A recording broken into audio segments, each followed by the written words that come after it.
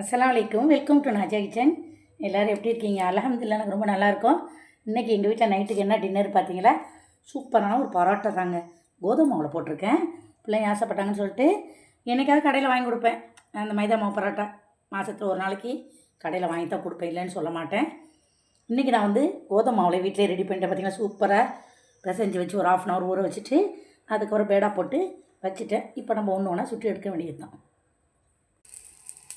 இந்த பாருங்கள் ஃப்ரெண்ட்ஸ், ஒரு பக்கம் பரோட்டா போட்டு இன்னொரு பக்கம் திருப்பி போட்டிருக்கேன். லைட்டாக ஆயில் அப்ளை பண்ணிக்கலாம்.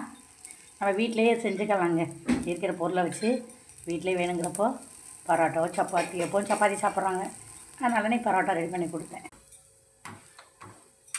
இந்த பாருங்கள் ஃப்ரெண்ட்ஸ், நம்மளோட சூப்பரான கோதுமை பரோட்டா ரெடி ஆகிடுச்சு. கொதிக்க இது வந்து பாருங்கள், பிச்சு கட்டுற மாதிரி அவ்வளோ சாஃப்டாக சூப்பராக இருக்குங்க. சாஃப்டாக அதுக்கு தொட்டுக்கிறதுக்கு வந்து இன்றைக்கி மட்டன் குழம்பு தான். அதனால தான் அந்த பரோட்டாவை போட்டேன் நான்.